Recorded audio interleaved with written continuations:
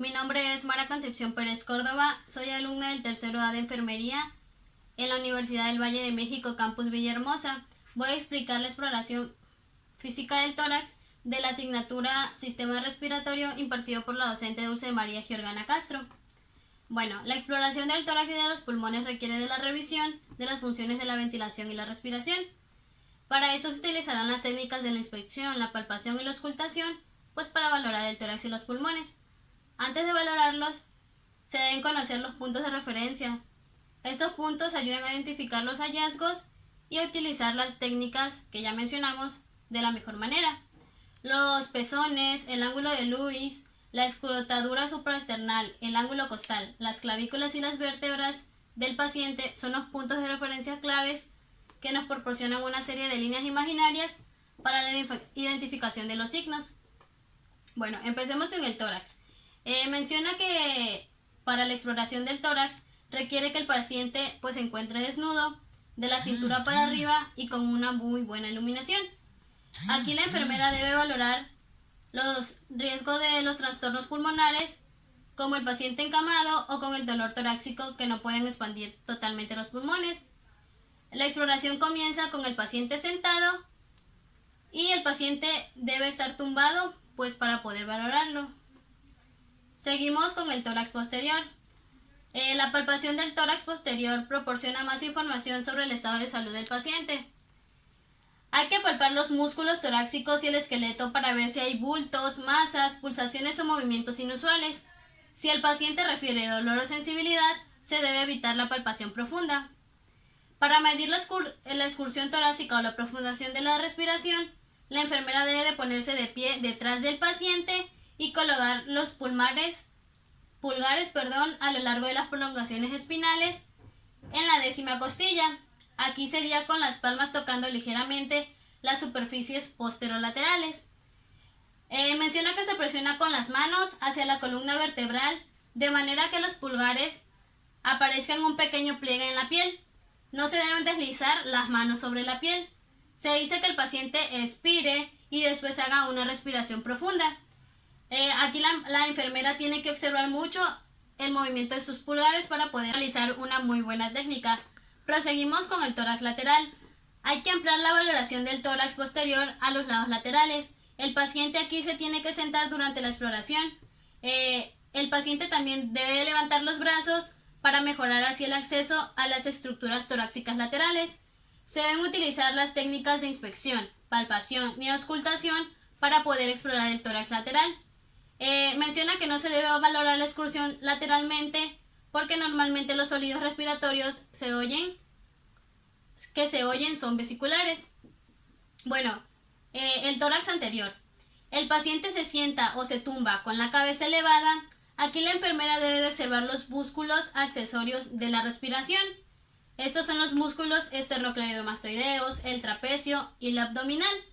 Se deben palpar los músculos torácicos anteriores y el esqueleto para observar si hay bultos, masas, sensibilidad o movimientos inusuales. Hay que poner los pulgares aproximadamente paralelos a lo largo del borde costal, separados aproximadamente unos 6 centímetros, con las palmas de las manos tocando el tórax anterolateral.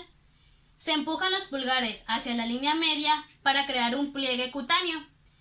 Cuando el paciente inspira profundamente, los pulgares normalmente se separan de 3 a 5 centímetros, exponiéndose igual pues a cada lado. Continuamos con la técnica de la inspección y la palpación. Aquí se deben de buscar las pulsaciones visibles y elevadas y elevaciones exageradas y palpar el pulso apical y cualquier fuente de vibraciones. Se debe empezar por la exploración con el paciente de cúbito supino o con la parte superior del cuerpo elevada a unos 45 grados, porque aquí los pacientes con enfermedad cardíaca con frecuencia tienen dificultades respiratorias cuando están tumbados planos. Primero hay que inspeccionar el ángulo de Lewis, que se encuentra entre el cuerpo esternal y el manubrio y puede notarse como una cresta en el esternón aproximadamente entre 5 centímetros por debajo de la escotadura esternal. Se deben deslizar los dedos a lo largo del ángulo en cada lado del esternón para así que se puedan notar las costillas adyacentes. El segundo espacio intercostal a la derecha es la zona aórtica y el segundo espacio intercostal a la zona izquierda es la zona pulmonar. Después de localizar después de localizar la zona pulmonar, hay que mover los dedos hacia abajo por el borde esternal izquierdo, hasta el tercer espacio intercostal llamado la segunda zona pulmonar.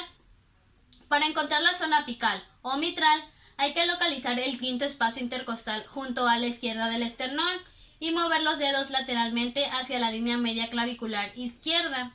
Hay que buscar la aparición de las pulsaciones observando cada zona torácica con cierta angulación. El pulso apical o PMI se nota muy fácilmente y si no se puede localizar con el paciente de cúbito supino, se gira al paciente hacia el lado izquierdo, lo que mueve el corazón más cerca de la pared torácica. La auscultación del corazón detecta los ruidos cardíacos normales y los ruidos cardíacos accesorios junto con los soplos. Hay que concentrarse en detectar los ruidos de baja intensidad generados por el cierre de las válvulas. Proseguimos con la auscultación. Menciona que para empezar la auscultación se deben eliminar todas las fuentes del ruido de la habitación donde se encuentra el paciente y explicar el procedimiento para que así se pueda disminuir la ansiedad y el miedo del paciente. Hay que escuchar el ciclo completo, que es el loop-dub, de los ruidos del corazón en cada localización. Luego se debe auscultar la frecuencia y el ritmo después de oír ambos ruidos claramente. Cada combinación de sístole, de C1 y S2, o loop-dub, cuenta como un solo latido. Hay que contar la frecuencia durante 1 minuto, escuchando el intervalo entre S1 y S2 y después el tiempo entre S2 y el siguiente. Un ritmo regular implica intervalos regulares de tiempo entre cada secuencia de los latidos. Algunas arritmias pueden poner en riesgo la vida. Cuando se valora un ritmo cardíaco irregular, hay que comparar la frecuencia del pulso apical y radial simultáneamente, para así determinar si hay un déficit del pulso. Hay que auscultar el pulso apical en primer lugar y después palpar inmediatamente el pulso radial. Bueno, esta sería toda mi presentación. Muchas gracias.